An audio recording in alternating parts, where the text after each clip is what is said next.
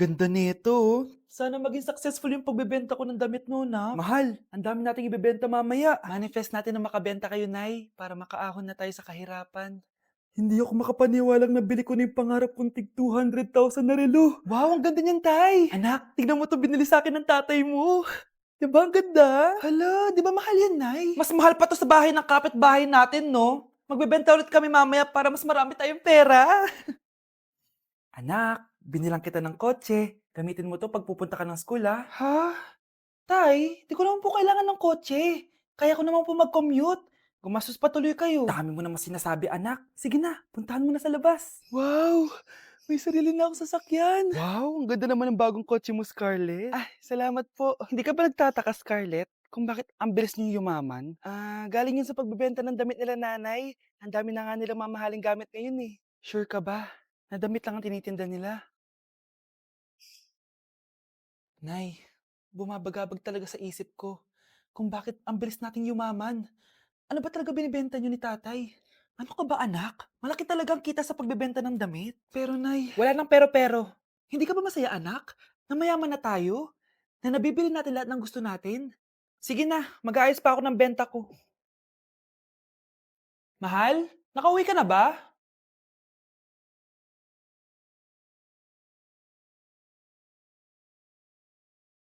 Ano ba talagang laman neto? Nagbebenta sila ng laman loob ng tao. Wow, sobrang ganda, mahal. Buti naman nagustuhan mo, mahal. Nga pala, kinuha ko na yung laman loob ng kapitbahay natin. Si Rosa? Malaking pera na naman to.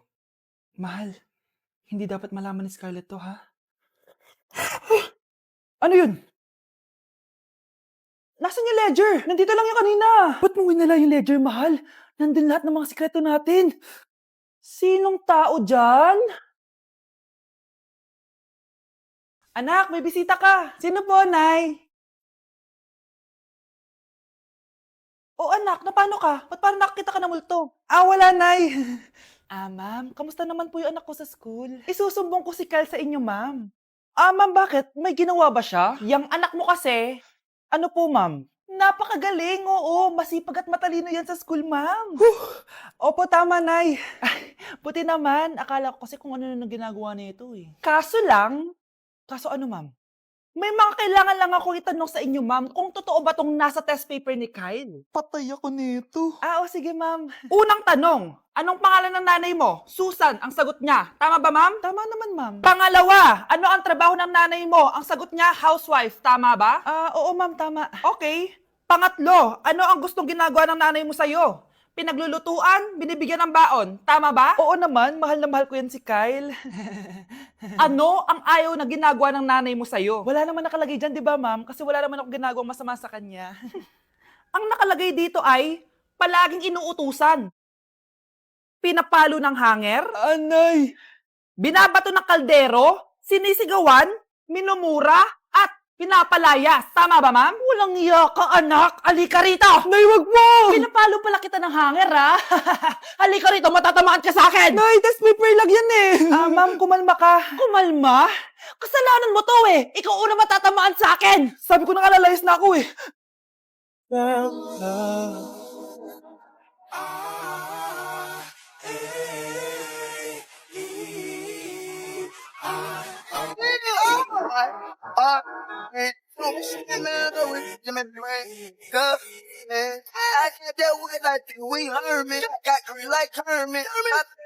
Delivery po. Anong delivery? Parang wala naman ako in-order, kuya. Nakasulat po dito, Susan. Kayo po ba yun, ma'am? Oo. Sige, baka nakalimutan ko lang. Nay, ano po yan? Cellphone? Di ba mahal to? Opo, Nay. Paano ka nakabili niyan? Siguro nanalo ng raffle si nanay. Nay? Oo, anak. Bakit? Nabalitaan niyo na ba, Nay? Uso yung mga scammer ngayon. Totoo ba? Grabe na talaga ngayon, anak. Sabi sa nakita ko, Nay, nang scam daw siya ng mamahaling cellphone gamit ang credit card ng ibang tao. At ito pa yung malala, Nay. Nang scam daw din siya ng pera. Delivery po. May delivery ata, anak. Delivery po. Ikaw na naman, kuya. Susan po ulit, ma'am. Wala naman nga ako in-order. Wala akong magagawa dyan, ma'am. Sa'yo nakapangalan eh. Sige na po, una na ako. Ano na naman laman neto? Pera? Ito ba yung sinasabi ni Scarlett na galing sa scam? Pero bakit sa akin nakapangalan? Anong gagawin ko dito? Hindi naman ako yung scammer. Nay, may naghahanap po sa inyo sa labas. Ah, anak! Sige, pupunta na ako.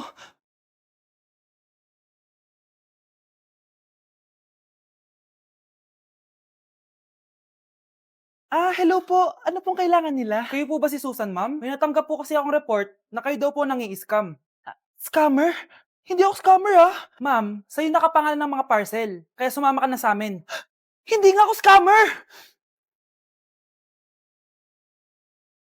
Ikukulong ka na namin. Huwag niyo ko ikulong! Hindi ako scammer! Itigil niyo na yan! Hindi si nanay ang scammer. Pero nasa bahay na to, ang totoong scammer. Wow! Gising na siya! Ang pala mo nandito sa bahay. Nay, wag ngayon please. Alam mo, bilib din ako sa'yo eh. Wala na nga tayong makain, nagpabuntis ka pa. Buti pa yung anak ni Rosa, pag-aaral ay natupag. Nakakawalang gana! Yan, umalis ka! Diyan ka magaling! Kasalanan mo to! Sinira mo yung future ko! Ate, please, tigilan mo yan. Walang kasalanan yung bata. Hindi! Dahil dito, galit sa akin si nanay. Kaya dapat mawala na to! Ate, wag! Ate! Anak, kain ka na. Nay? Sorry anak ha sa mga sinabi ko. Hayaan mo, babawi ako sa'yo ha.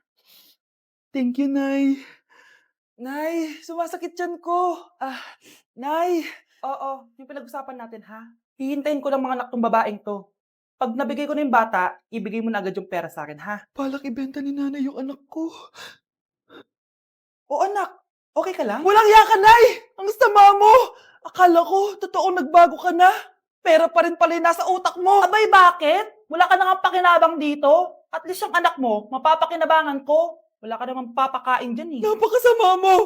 Lalayas na ako sa impyernong to! Sige, lumayas ka! Sino tinakot mo? Tignan natin kung saan ka pupulutin. Hello, Bes. Hello, Bes! Kilala mo ba si Edward? Oo, Bes. Siya yung ama ng dinadala ko. Mayaman pala sila, Bes. Gusto kanyang makita kasi gusto niyang panagutan yung baby mo. Talaga? Oo, Bes. Ito na yun, Bes. Bes, hindi mo na kailangan magtiis na nanay mo. Hindi pwedeng anak ko lang ang makikinabang sa yaman ng lalaking yun. Dapat ako din. Anak ko, binili ko to para sa'yo. Bagay sa'yo to. Ang ganda, di ba? Wow, Nay, ang ganda. Parang ang feeling yan pag sinuot ko yan. Sana may ganyan din ako kagandang damit kagaya ni ate. Ayan, marunong ka na magdilig, anak. Ang dali lang pala nito, Nay. I love you, anak. Mahal din kita, Nay. Sana may ganyan din kaming banding ni nanay. Nagutom na ako. Nay, may ulam pa? Ay, sorry anak. Kinain na kasi ng ate mo yung ulam eh. Sige Nay, di na po pala ako gutom. Sana pinagtitira din ako ni nanay ng ulam. Alam mo, Bes, favorite talaga ng nanay ko yung ate ko. Feel ko tuloy, ampun lang ako. Bes, what if hanapin mo yung birth certificate mo? Malay mo ampun ka lang talaga. Saan yung birth certificate ko? Kay ate to ah. May stage 4 cancer si ate. Oo anak, may cancer ang ate mo. Anay! Kaya palagi nasa ate mo yung attention ko kasi ine-enjoy ko lang lahat ng oras na nabubuhay pa siya. Nay, sorry kung nagduda ako kung anak mo ba talaga ako. Ngayon, alam mo na anak. Ano, Nay? May cancer ako? Kailan niyo balak sabihin sa akin to, ha? Anak! Kaya di ko sinasabi sa'yo kasi baka di mo kayanin. May cancer ako. Anak! Ate! You're so sweet, and one day you move. Now I'm feeling kinda blue, cause we here say you live. I feel like I'm drowning in the ocean. Somebody come and take me away. Far from home, Nay, eto na po yung pagkain ni tatay. Thank you, anak. Pwede ba ako pumasok, Nay? Wag na muna, anak. Baka ma-stress yung tatay niyo eh. Sana gumaling na si tatay. Ang tagal niya na kasing paralyzed eh. Sige, Nay. Alis na ako. Mahal, papakainin na kita ha. Naglutuan ka ni Scarlett.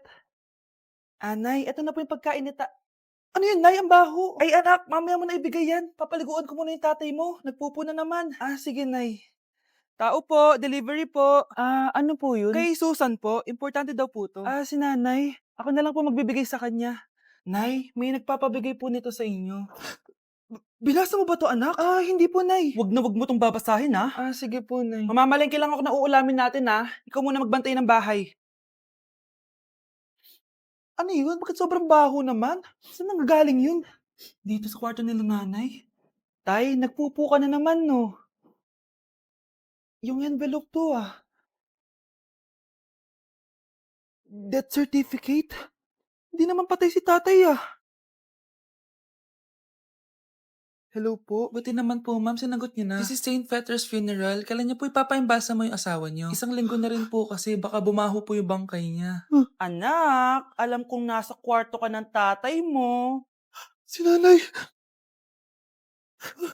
Dok, bakit ka meron neto, ha? Bakit may picture ka ng nawawala akong anak? Hindi mo ba talaga ako naaalala? Hindi. Sabihin mo sa akin, buhay pa ba ang anak ko? Umalis ka na. Marami pa akong gagawin. Buhay pa ba ang anak ko? Oo! Buhay na buhay ako! Ako ang anak mo na iniwan mo sa palengke dati! Nagtataka ka? Isa na akong trans ngayon. Alam mo, buti na lang may mabait at mayamang pamilyang kumukup sa akin. Kaya maganda yung naging buhay ko. Tignan mo, naging doktor pa ako. Kaya salamat sa'yo at iniwan mo ko. Anak, hinanap kita. Umasa ako na babalik ka. Hindi na importante yan.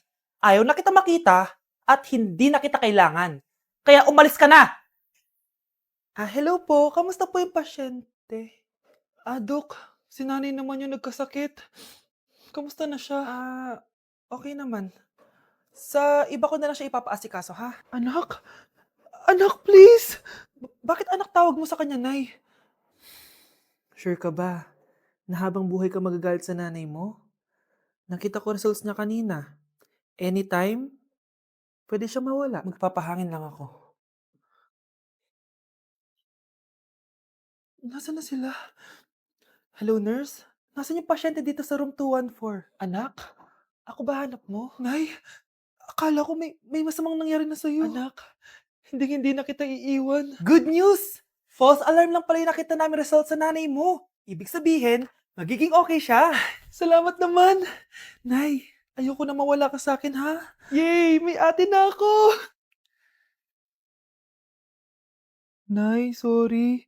Napagastos ka pa tuloy sa pagpapa-hospital sa akin. Ano ka ba, anak? Nawala na nga sa akin yung kuya mo, di ba?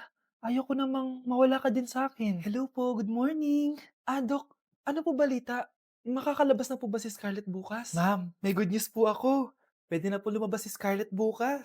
Salamat sa Diyos! Hindi na ako magiging pabayang ina. Ayoko na maulit yung nangyari sa kuya mo. Nay, ano pala nangyari kay kuya? Hindi mo pa nakakwento sa akin yun. Ha? Bata pa yung kuya mo, anak, nung nawala ko siya sa palengke.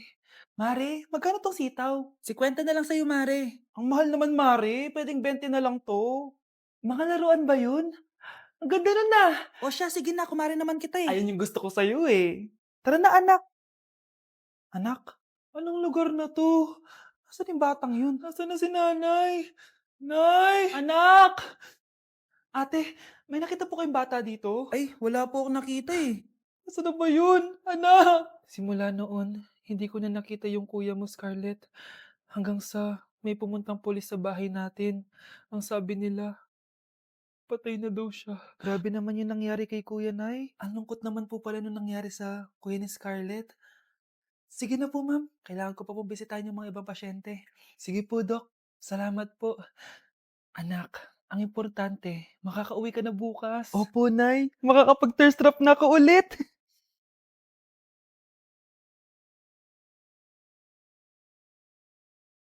Anak, tara na, uwi na tayo. Nay, may pinapabigay pala si Doc sa'yo. Oh, ano naman kaya to?